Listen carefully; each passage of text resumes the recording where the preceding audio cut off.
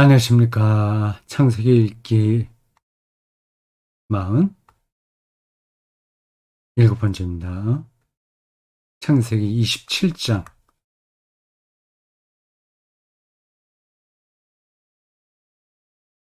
굉장히 애한 이야기가 27장에 나와요. 이삭이 둘째 아들 야곱에게 축복해준다는 이야기입니다.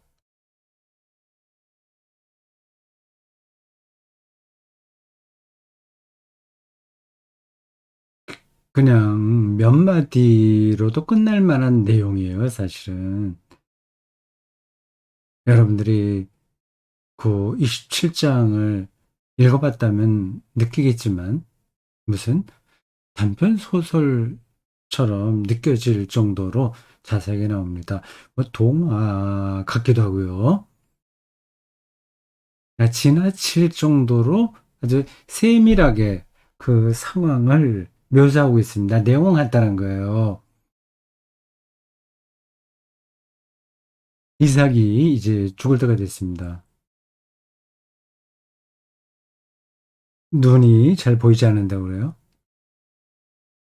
자기 자식들에게 축복을 해줘야 돼요. 특별히 장자에게 어, 축복해야 됩니다. 그 축복이 아브라함부터 내려오는 거죠.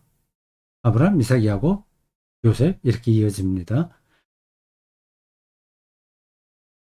그래서 이삭이 에서 큰아들을 불러서 여차여차 축복 의식을 행할 테니까 네가 잘하는 사냥을 오늘 나가서 맛있는 거를 해와라. 그러면 내가 먹고 축복 세리머니를 하겠다고 말합니다. 그 별미 그 먹지 않아도 축복 의식을 행할 수 있을 텐데 고대 그 이스라엘에는 그런 의식들이 있었는 거 봅니다. 그것과 연관된 여러 이야기들이 가능하긴 하고 고대 근동 지방의 그 장자 축복권 연구도 해볼 만 하겠죠. 에세가 사냥하러 나갔습니다. 그 이야기를 전해들은 리브가가 나서서 자기하고 가까운 야곱에게 그 장자의 축복을 대신 받게 하려고 꾀를 내죠. 참 코미디 같은 이야기로 들려요. 지금 볼 때는 그렇습니다. 고대인들에겐 그게 그들의 운명을 결정하는 일이었을지 몰라요. 그 이삭의 축복권을 유산 상속으로 바꿔서 생각해도 됩니다. 유산을 옛날 시대니까 큰아들에게 많은 걸 주려고 하는 거죠.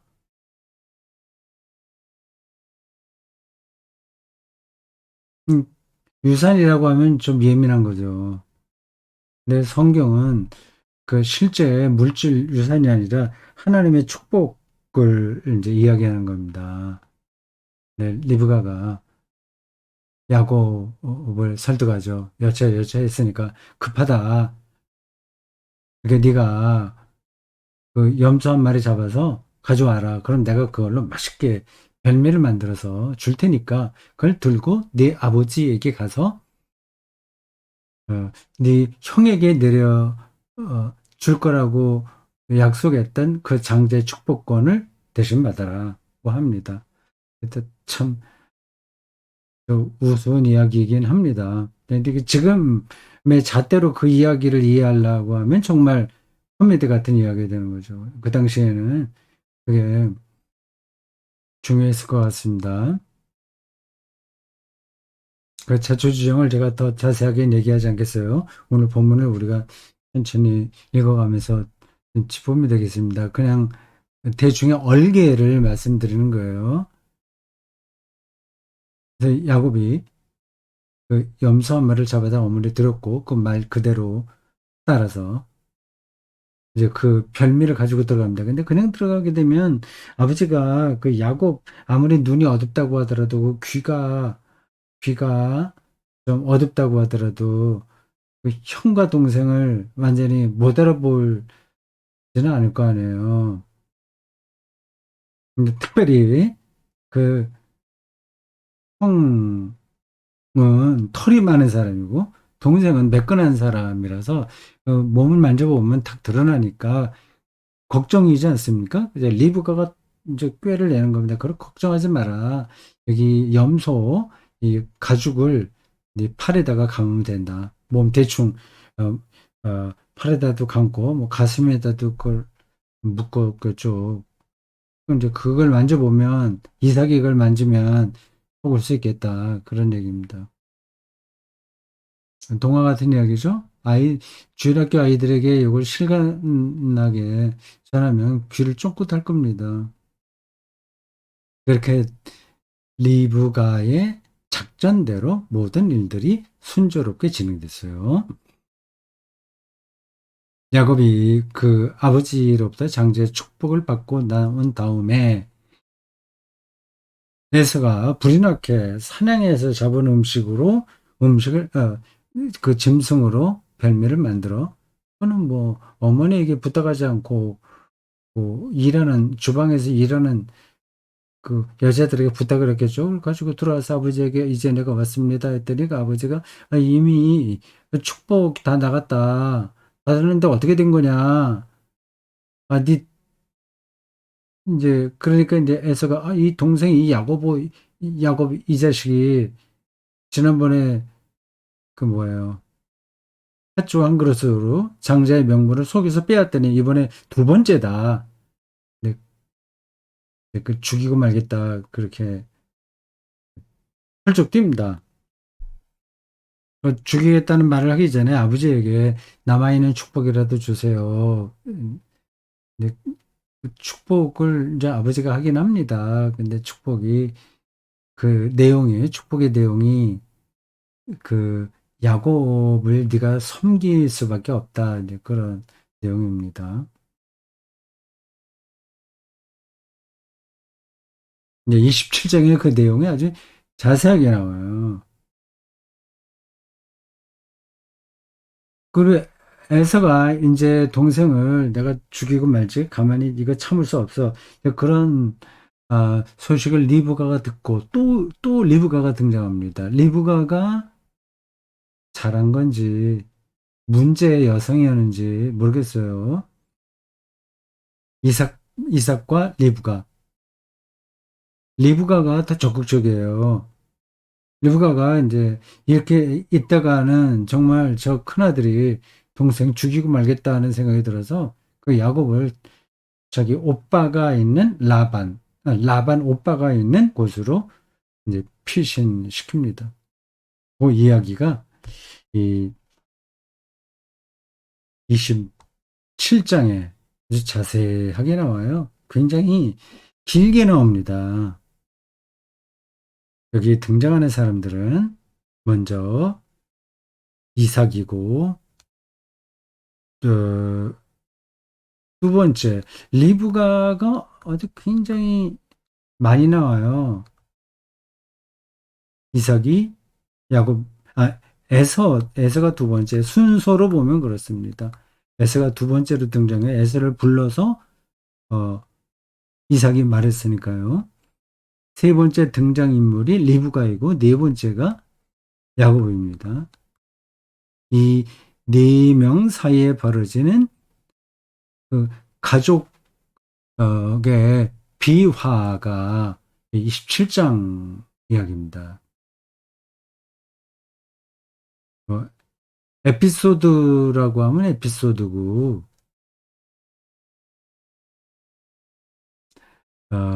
해프닝이라고 하면 해프닝 비슷한 얘기인가요? 라고 할 수 있는 그 이야기가 아브람, 이삭, 야곱, 요셉으로 이어지는 족장사에서 터닝 포인트가 되는 겁니다. 그 장자의 그 복이 형에게 가지 않고 동생에게 넘어왔잖아요. 그래서 그 족장 서사가 예, 야곱을 통해서 이어집니다. 그렇게 되는데 결정적인 역할을 한 사람은 리브가이고 그, 어, 그, 그 사건을 담은 이야기가 여기 창세기 27장이에요.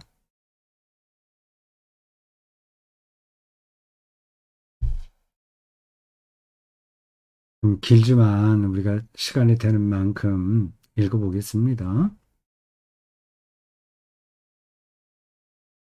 이삭이 나이 많아. 나이가 드는 건 뭐, 누구에게나 정한 이치예요. 저도 올해가 70살입니다. 제가 다른 설교 복귀나 아, 또 설교 시간에도 한두 번 이야기했습니다. 저는 가능한 대로 설교 시간에 개인 이야기는 하지 않는 걸 원칙으로 하고 있습니다. 그래서 저희 가족 이야기라든지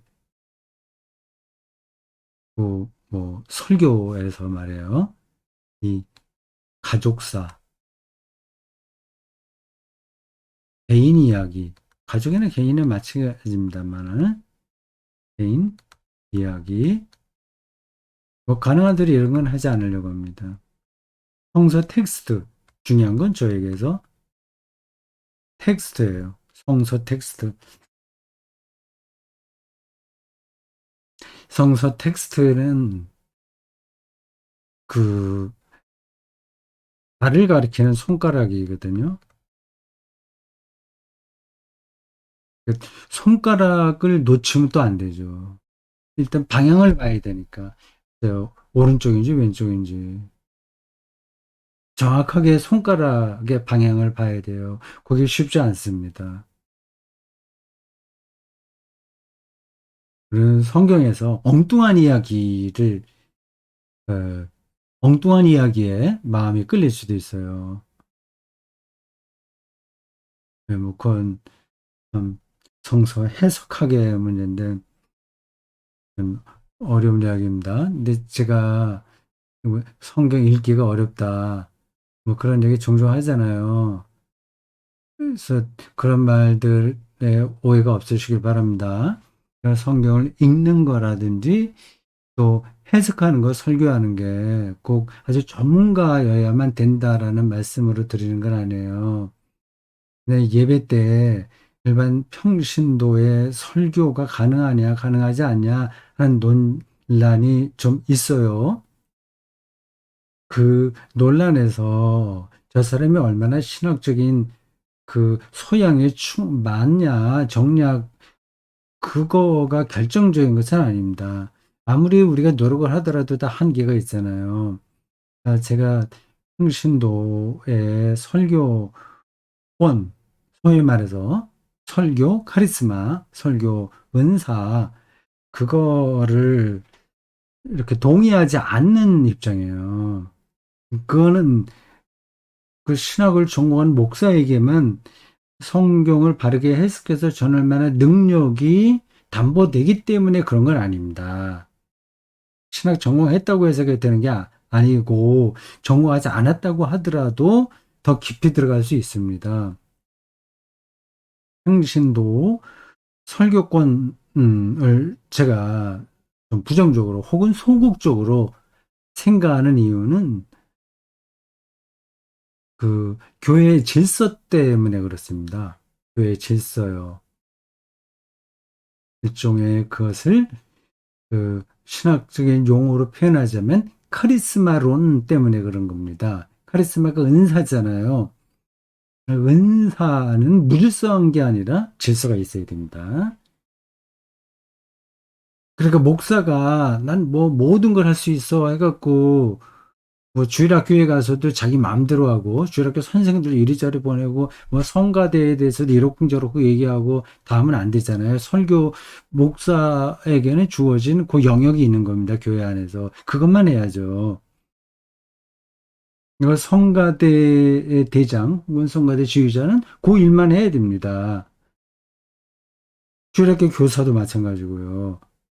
그러니까 예배를 인도하고 설교하는 그 카리스마는 교회 질서에서 목사에게 주어졌기 때문에 일반 평신도들의 설교권은 좀 제약되어야 됩니다. 물론 교회가 목사 없이 평신도로서만 운영한다면 평신도 설교가 가능한 거죠. 그건 교회가 정하기 나름이기도 합니다. 근데 여기서 목사가 있을 경우에는 목사가 설교를 독점 독점할 수 있는 거죠. 이게 좀 표현이 좀 그래요. 독점이라기보다도 그 은사에 순종하는 겁니다. 음, 그게 이제 신학적인 차원이고 또 아주 현실적으로 보면 이런 것도 있어요. 이게 평신도들도 누구나 다 교회 안에서 설교를 할 수 있다고 한다면 그럼 누구는 하고 누구는 하지 않습니까? 누구나 다 돌아가면서 설교를 해도 된다고 한다면 그것도 좀 문제잖아요. 아니면 장로들만 할 수 있다? 뭐 아니면 안수 집사만 할 수 있다? 뭐 그런 또 선을 지켜야 되나요? 그 안수 집사라고 해서 사실은 누구나 다 그 설교단에 올라가서 설교한다면 그것도 좀 우습죠. 누구나 다 할 수 있는 것도 아니고 그럼 몇 사람만 정해서 할 수 있는 것도 아니고요. 조금 현실적으로 좀 어려운 문제도 있습니다.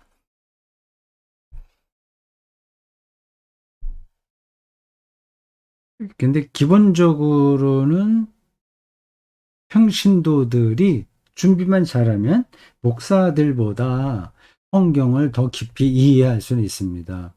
그런 평신도 설교자들도 있었어요. 또 유명한 사람도 있습니다. 로이드 존스 같은 사람은 의사였다가 이제 설교자가 된 사람이거든요. 그가 정식으로 신학대학에 들어가서 커리큘럼에 따른 신학 과정을 예, 끝마쳤다는 말을 저는 듣지 못했어요. 근데 개인적으로 신학 공부는 물론 많이 했죠. 왜 설교를 들어보면 전 신학이 없으면 나오지 않는 이야기들입니다. C.S. 루이스, 체스터턴 이런 사람들 다 평신도거든요. 근데 그분들의 책을 보세요. 신학이 장난이 아닙니다. 그러니까 기독교의 그 근본을 다 꿰뚫고 있는 거예요. 그게 신학이죠.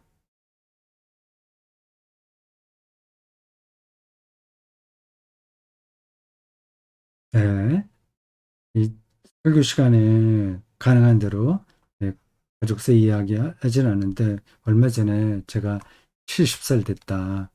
그리고 50년 전에는 어, 신학생이 됐다. 그 얘기를 한 두 번쯤 예, 신학생이 됐다는 얘기 두 번쯤 했습니다.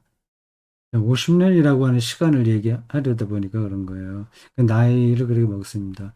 50년 전 20살 때와 50년 후 지금 70살이 겹쳐 있는 거죠.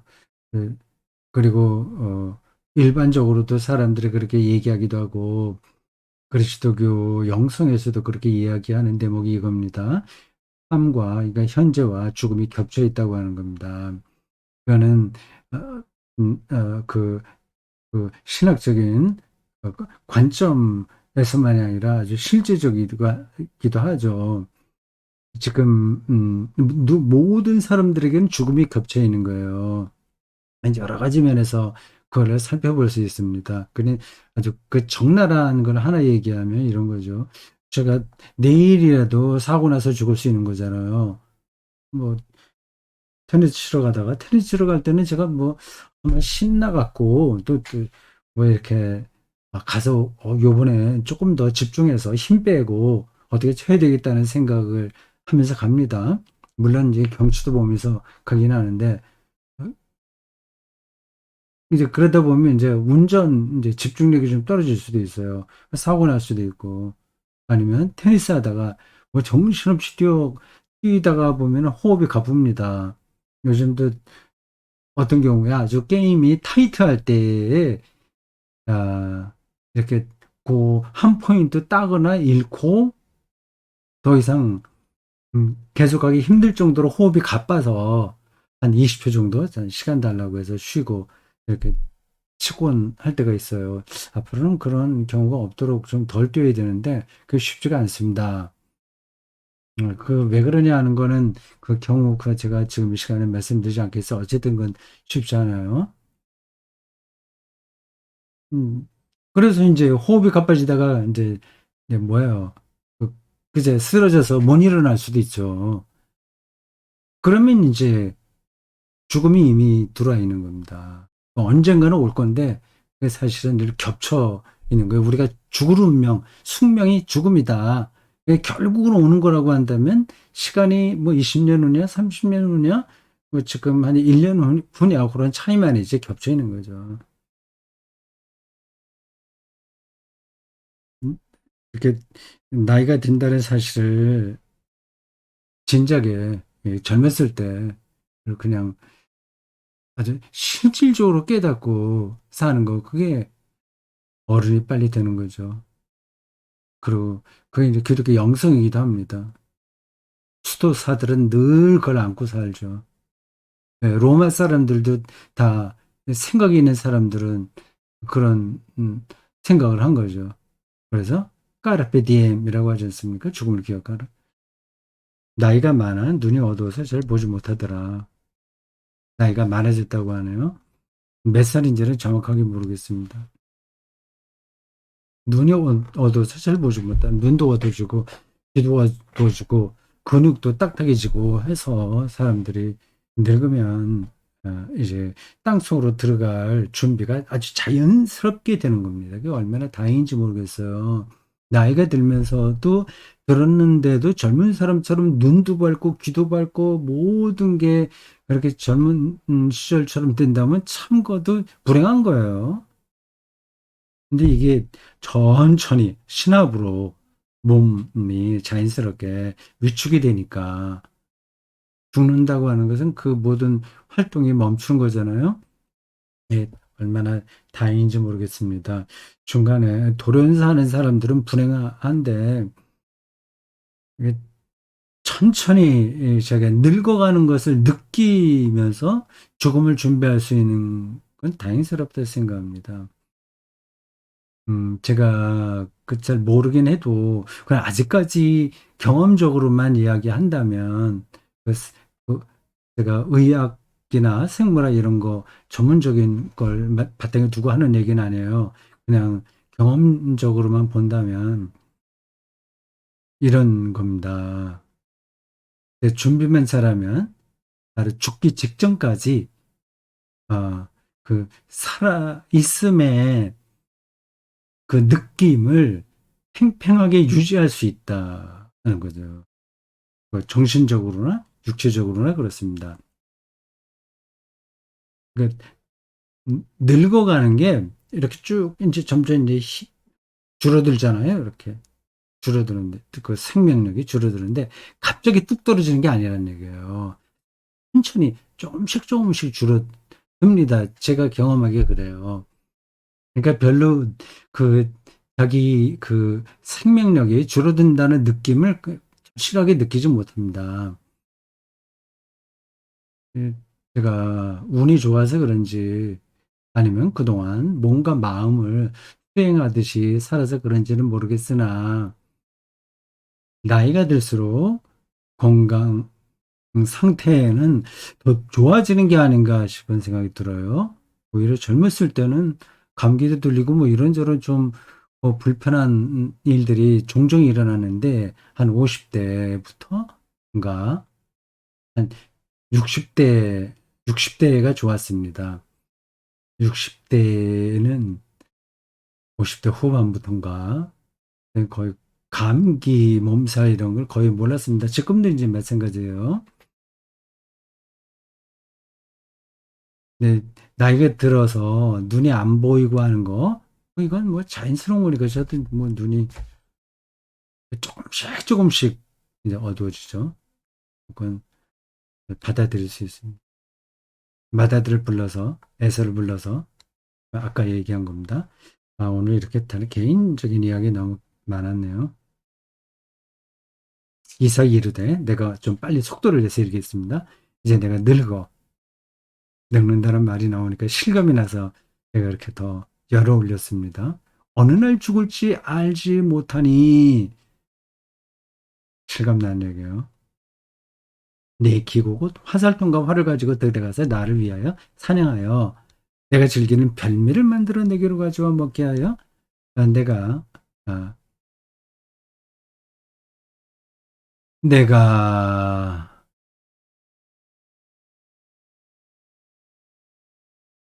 음,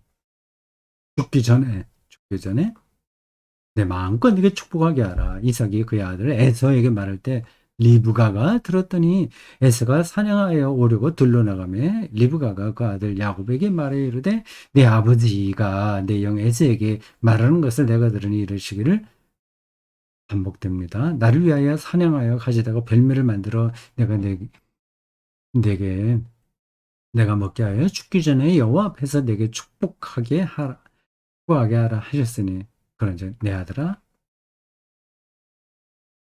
내 말을 따라 내가 내게 명하는 대로 좀 속되게 표현하는 거 이해해 주세요. 이 리브가가 이제 치맛바람이 센 거죠. 자기 뜻대로 자기가 원하는 둘째 아들을 선택받게 하려고 하는 겁니다. 가만히 좀 있어도 될 텐데. 가만히 있었으면 어떻게 됐을까요? 그럼 에서가 장자의 축복을 받았을 텐데 그게 왜 하나님의 뜻에 어긋난 것일까요? 우리가 뭐 역사의 진행은 우리가 다 모르죠. 염소떼에 가서 좋은 염소 새끼 두 마리를 내게 가져오면 두 마리군요. 한 마리가 아니라. 내가 그것으로 네 아버지를 위하여 그 즐기시는 별미를 만들리니 네가 그것을 네 아버지께 가져다 드려서 그가 죽기 전에 네게 축복하기 위하여 잡수시게 하라. 야곱이 그 어머니 리브가에게 이르되 네 형 에서는 털이 많은 사람이요. 야곱이 걱정하는 거예요. 나는 매끈한 사람인즉 아버지께서 나를 만지실 때 내가 아버지의 눈에 속이는 자로 보일지라 복은 고사하고 저주를 받을까 하나이다. 어머니가 그에게 이르되 내 아들아 너의 저주는 내게로 돌리리니 참 대단합니다. 어머니의 마음이 절절하게 배어 있네요. 저주 내가 다 받을게. 걱정하지 마. 내 말만 따르고 가서 가져오라. 참, 리얼하게 묘사됐습니다. 그 가서 끌어다가 어머니에게로 가져왔더니 그의 어머니가 그의 아버지가 즐기는 별미를 만들었더라. 리브가가 집안 자기에게 있는 그의 맏아들 에서의 좋은 의복을 가져다가 그의 작은 아들 야곱에게 입히고 또 염소 새끼 가죽을 그의 손과 목이군요. 매끈매끈한 곳에 입히고 자기가 만든 별미와 떡을 자기 아들 야곱의 손에 주니 야곱이 아버지에게 나아가서 내 아버지여 하고 부르니 이르되 내가 여기 있노라 내 아들아 내가 누구냐 야곱이 아버지에게 말하되 나는 아버지의 맏아들 에서로 소이다. 아버지께서 내게 명하신 대로 내가 하였사오니 원하건대 일어나 앉아서 내가 사냥한 고기를 잡수시고 아버지 마음껏 내게 축복하소서. 눈도 안 보이고 귀도 잘 안 들릴 만한 그런 사람인데 먹는 건 많이 먹나 보죠. 이렇게 잘 먹으면 아직도 건강한 편인데 오래 살 텐데요. 이삭이 그의 아들에게 이르되 내 아들아 네가 어떻게 이렇게 이거 속히 잡았느냐 그가 이르되 아버지 하나님 여호와께서 나로 순조롭게 만나게 하셨음이니이다. 뭐 완전히 뭐라고 해야 되나요? 완전히 사기치는 장면이에요. 너무 그럴듯하게 사기를 치는 거예요. 거기다가 또 신앙 이름까지 그 하나님 이름까지 빌려다가 사기를 치네요. 아버지야 하나님 여호와께서 나로 순조롭게 만나게 하셨습니다 하면서 집에서 기르던 염소를 가져와서 산 별미를 만들었는데 산에서 잡은 것처럼 이게 거짓말을 정말 뻔뻔스럽게 합니다. 잘한 걸까요? 이삭이 야곱에게 이르되 내 아들을 가까이 오라 네가 과연 내 아들 에서인지 아닌지 너를 만져보려 하노라. 야곱이 그의 아버지 이삭에게 가까이 가니 이삭이 만지며 이르되 유명한 워딩입니다. 음성은 야곱의 음성이나 손은 에서의 손이로다. 그의 손이 형 에서의 손과 같이 털이 있으므로 분별하지 못하고 축복하였더라. 이삭이 이르되 네가 참 내 아들 에서냐? 그가 대답하되 또 반복해서 거짓말합니다. 반복해서 거짓말합니다. 거짓말도 습관이죠. 지금 야곱이 나이가 어린 나이가 아니거든요. 주체적으로 못하고 어머니 시키는 대로 해서 거짓말만 골라서 하고 있습니다. 이삭이 이르되 내게로 가져오라. 내 아들이 사냥한 고기를 먹고 내 마음껏 네게 축복하리라. 야곱이 그에게로 가져가매 그가 먹고 또 포도주를 가져가매 그가 마시고. 옆으로 가는 이야기입니다. 그 음식은 먹는다고 하고 포도주는 마신다고 하는 거예요. 우리말로는 술도 먹는다는 게 많이 쓰이더라고요. 일반적으로. 이게 영어로 eat하고 drink하고 다르잖아요. 그건 확실하게 구분돼야 되는데 너 술 먹었어? 술 좀 덜 먹어. 그렇게 얘기하지. 마신다고는 표현 안 하더라고요. 그게 그 언어의 정확성이 떨어져서 그런 건지 아니면 우리는 그 술마저도 음식으로 생각하는 전통이 있기 때문인지는 제가 확실하게 모르겠습니다. 그의 아버지 이삭이 그에게 이르되 내 아들아 가까이 와서 내게 입맞추라. 그가 가까이 가서 그에게 입맞추니 아버지가 그의 옷에 향취를 맡고 그에게 축복하여 이르되 내 아들의 향취는 여호와께서 복 주신 밭의 향취로다. 속으면서도 그 속는 걸 모르는 거죠. 둔해졌죠. 분별력이 없게 된 거죠. 28절 하나님은 하늘의 이슬과 땅의 기름짐이며 풍성한 곡식과 포도주를 내게 주시기를 원하노라. 부자가 되라는 얘기입니다. 잘 먹고 잘 살 얘기죠. 이게 그리스도 그 성서적인 차원에서 하나님의 복은 아닌데 그게 이제 같이 연결되기도 해요. 이게 얼마나 고대 유대인들에게 갈망 하는 것인지 알만하죠. 뭐 고대 유대인들만이 아니라 생존 자체가 위대했던 고대인들에게는 다 저런 갈망들이 있었습니다. 저걸 뭐 나쁘다고 말할 수 없죠. 만민이 너를 섬기고 열국이 네게 굴복하리니 네가 형제 주가 되고 에서의 주가 되고 내 어머니 아들들이 네게 굴복하며 너를 저주하는 자는 저주를 받고 너를 축복하는 자는 복을 받기를 원하노라. 자, 여기까지 이제 야곱이 받은 축복 이야기가 끝났습니다. 어떻게 들으셨어요? 참 은혜롭다.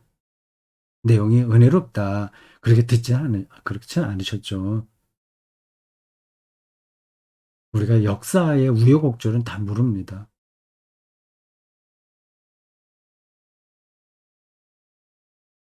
자, 오늘 여기까지 하겠습니다. 수고하셨어요.